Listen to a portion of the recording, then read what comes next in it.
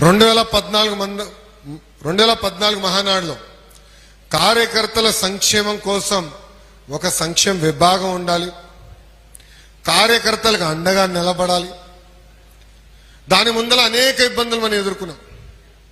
మీరు కానీ ఒక్కసారి చూస్తే 2004లో కాంగ్రెస్ పార్టీ అధికారంలోకి వచ్చినప్పుడు మన కార్యకర్తలు ఎట్లా చంపారో మనం అందరం చూసాం. అనంతపూర్ జిల్లాలో సొంత బిడ్డల ముందల ఒక కార్యకర్తను నరికేశారు ఆనాటి కాంగ్రెస్ పాలకులు. చంద్రబాబు నాయుడు గారు ఆనాడే ఆ పిల్లల్ని దత్తకు తీసుకుని అద్భుతంగా చదివించి ఈరోజు అదే పిల్లలు ఒక డెలాయిట్ లో ఒకరు IBM లో పనిచేసే స్థాయికి తీసుకొచ్చారు. అది చూసి 2014 మహానాడులో కార్యకర్తల సంక్షేమం కోసం ప్రత్యేక విభాగం ఉండాలి, కార్యకర్తలను ఆదుకోవాలని రూపొందించాం. అందుకే మొన్నటి వరకు ప్రమాద బీమా అందించాం. భారతదేశ చరిత్రలో ఏ పార్టీ చేయని విధంగా సుమారుగా 140 కోట్ల రూపాయలు కార్యకర్తల సంక్షేమం కోసం ఖర్చు పెట్టిన ఏకైక పార్టీ మన తెలుగుదేశం పార్టీ. ఇంకా చేయాలి. అందుకే ఈసారి సభ్యత్వం వచ్చినప్పుడు కంపల్సరీ ప్రమాద బీమా పెంచాలని నిర్ణయం తీసుకుని పెంచడం కూడా జరిగింది. ఇంకో పక్కన కార్యకర్తలు సొంత కాళ్ళపై నిలబడాలి, కార్యకర్తలకి స్వయం ఉపాధి ఉండాలనేది పదే పదే చంద్రబాబు నాయుడు గారు చెప్తాం జరిగింది. 1992లో చంద్రబాబు నాయుడు గారు చిన్న ఇత్తనం వేశారు. ఆ ఇత్తనం పేరు హెరిటేజ్. మొదటి సంవత్సరంలో 30 లక్షల రూపాయలు టర్న్ ఓవర్ కంపెనీ. గత 3.5 దశాబ్దాలుగా పద్ధతి ప్రకారం నడిపించారు కనుకనే ఈ రోజు మేము సొంత కాళ్ళపై నిలబడగలుగుతున్నాం. మా ఖర్చుల కోసం రాజకీయాలపై నిలబడాల్సిన అవసరం మాకు లేదు. కానీ దానికి కారణం ఆనాడు 3.5 దశాబ్దాల క్రితం చంద్రబాబు నాయుడు గారు వేసిన ఒక ఇత్తనం. ఇట్లా కార్యకర్తలకి స్వయం ఉపాధి కల్పించాలనేది చంద్రబాబు నాయుడు గారు లక్ష్యంగా పెట్టుకున్నారు. ఇప్పుడు మీరు చూస్తే కుటుంబ సాధికార సారథులు మనం వేసుకుంటున్నాం, KSS. ప్రతి 60 ఓటర్లకి ఒకరిని పెట్టుకోవాలి. ఒక ఆడ ఒక మగ, ఇద్దరు అగ్రీడ్.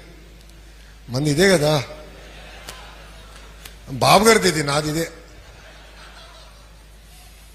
ఇద్దరిని పెట్టుకోవాలి. దాని తర్వాత మీరు బూత్ కమిటీలు వేయాలి, యూనిట్ కమిటీలు వేయాలి, క్లస్టర్ కమిటీలు వేయాలి, గ్రామ పార్టీ మండల పార్టీ నియమించుకోవాలి. నియోజకవర్గ కమిటీలన్నీ పూర్తి చేసుకుని మళ్ళీ కడప మహానాడులో మనందరం కలవాలి. దాని తర్వాత రాష్ట్ర అధ్యక్షుల వారు పల్లాన్నది నియామకం ఉంటుంది. దాని తర్వాత జాతీయ అధ్యక్షుడు వారు చంద్రబాబు నాయుడు గారి నియామకం ఉంటుంది. అదైన తర్వాత రాష్ట్ర కమిటీలు, కేంద్ర కమిటీలు మనం ఏర్పాటు చేసుకుంటాం జరిగింది. మొన్న ఆవిర్భావ దినోత్సవం అప్పుడు నేను చెప్పాను అందరికీ, నేను జగన్మోహన్ రెడ్డి గారితో ఎంత పోరాడానో దానికన్నా ఎక్కువ పార్టీలో నేను పోరాడుతూనే ఉంటున్నానని చెప్పా. ఇది మళ్ళీ మీ అందరికి చెప్తున్నారంటే మన పార్టీకి ఉన్న అతిపెద్ద జబ్బు ఒకటి ఉందండి. అదేంటో తెలుసా? అలక. ఏంటది? అలక. అలుగుతాం, పైకి పిల్లలేదని అలుగుతాం, కాఫీ టీ ఇవ్వలేదని అలుగుతాం, పేపర్ ఇవ్వలేదని అలుగుతాం. కానీ అదే పని చేయమంటే పరిగెత్తుకుంటూ వెళ్ళి పని చేస్తాం. ఏనా? కరెక్ట్గా చెప్పండి. దానికి మనం ఫుల్ స్టాప్ పెట్టాలి రా భయ్. మనందరం ఒక కుటుంబం. ఇంత పెద్ద కుటుంబం అన్నప్పుడు సమస్యలు ఉండకుండా పోతాయా? ఇప్పుడు మన ఇంట్లో నేను ఒక్కడినే, నాకు ఉండేది ఒక్కడే అంటే 5 ఆలోచనలు ఉంటాయి. కంపల్సరీ నెలకు ఒకసారి మేము కూర్చుంటాం, అన్ని మాడతాం. దేవంశ్ కూడా కూర్చోవాల్సింది, ఆప్షన్ లేదు అడిగి. ఎందుకంటే చిన్న మనస్పర్ధలు ఉంటాయి, కుటుంబం అన్నప్పుడు ఉంటాయి, అందరం మాడుకోవాలి. అందుకే ఇక్కడున్న నాయకుల్ని, కార్యకర్తలందరినీ ఒక విషయం కోరుతున్నాను, అలకకి ఫుల్ స్టాప్ పెట్టండి. ముందల మనం నమ్ముకున్న దానికోసం పోరాడాలి, తిరగాలి, లోకేష్ని నిలదీయాలి అవసరం అవుతాయి. కొల్లు రవీంద్రను అడగాలి మన పని కోసం. ఏంటి ఇన్ఛార్జ్ దగ్గరికి ఎందుకే మా పని అవ్వలేదని అడగాలి. అంతేగాని ఇంటికి వెళ్ళి పడుకునేది ఆప్షన్ కాదు. ఎవరినా కానీ ఇంటికి వెళ్ళి పడుకుంటే కర్ర పట్టుకుని నేను వస్తారా అబ్బాయి. సో అలక్కకి ఫుల్ స్టాప్ పెట్టండి.